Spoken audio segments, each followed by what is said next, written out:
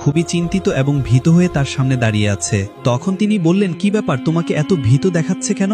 তখন ওই জিনটি বলল, হে আল্লাহর পয়গম্বর হযরত সুলাইমান আলাইহিস সালাম, বাবেলের কাছে এক জিনের গোষ্ঠী সাধারণ মানুষের উপর জুলুম করে এবং তাদেরকে অত্যাচার করে। শুধু তাই নয়, ওই জিনেদের দল জাদুবিদ্যা করে মানুষের মাঝে ফিতনা ফাসাদ সৃষ্টি করছে। তাদের দ্বারা মানুষের ঈমান ধ্বংস হচ্ছে এবং মানুষ সিরাতে মুস্তাকিমের পথ থেকে সরে যাচ্ছে। হুজুর, আপনি এর বিচার করুন, আপনি খুব দ্রুতই একটি ব্যবস্থা নিন। এই কথাটি শোনা মাত্রই হযরত সুলাইমান আলাইহিস সালাম আর দেরি করলেন না। সাথে সাথে তার উড়ন্ত সিংহাসনকে নিয়ে বাবেলের পথে রওনা করলেন। এক মুহূর্তের মধ্যেই হযরত সুলাইমান আলাইহিস সালাম জিনাদের ওই আস্থানে পৌঁছে গেলেন। তখন হযরত সুলাইমান আলাইহিস সালাম বললেন, হে অহংকারী জিনজাতি, আল্লাহকে ভয় করো, আল্লাহর পথে ফিরে এসো। তারা জানতো না আল্লাহ তাআলা হযরত সুলাইমান আলাইহিস সালামকে কত ক্ষমতা দিয়েছিলেন। তাই সেখানে থাকা জিনেদের সর্দার বলল, আমরা কাউকে ভয় করি না, আর আমরা কারো কথাই চলি না। সকল জিনের দল অহংকারের সাথে চিৎকার করে বলতে লাগলো, কে তুমি?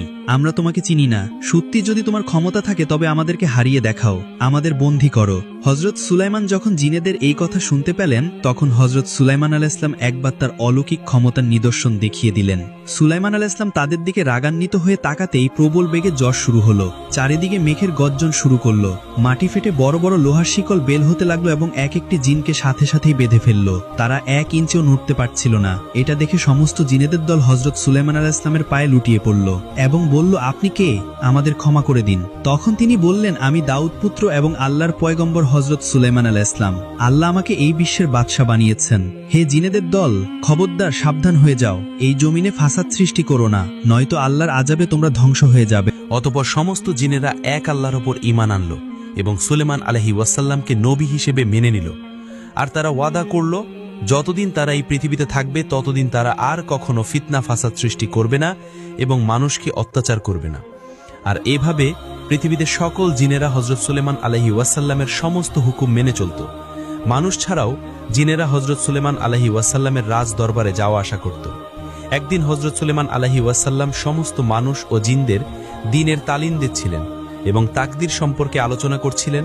তাদের মধ্যে উপস্থিত ছিল সেই সময়ের সবচেয়ে শক্তিশালী এক জিন। সে হঠাৎ বলে উঠল, হুজুর, আমার মনে হয় তাকদীর যদি খারাপ থাকে তাহলে আমরা তা পরিবর্তন করতে পারি। তখন হযরত সুলাইমান আলাইহিস ওয়াসাল্লাম বললেন, তকদীর পূর্ব থেকেই আল্লাহ নির্ধারিত করে রেখেছেন। তখন সেই জিনটি বলল, না হুজুর, এটা আমি পরিবর্তন করতে পারবো, আমাকে কিছু বছর সময় দিন, আমি এই কাজ সম্পূর্ণ করে দেখাবো। সেই জিনটি এই বলে হযরত সুলাইমান আলাইহিস ওয়াসাল্লামের সাথে তর্ক করতে লাগলো। তখন হযরত সুলাইমান আলাইহিস ওয়াসাল্লাম তাকে এই কাজ সম্পূর্ণ করতে কিছু বছর সময় দিলেন। একদিন সেই জিনটি একা একা চিন্তা করছিল এই কাজটি সে কিভাবে করবে। এই চিন্তা করতে করতে সেই জিনটি উড়ে যাচ্ছিল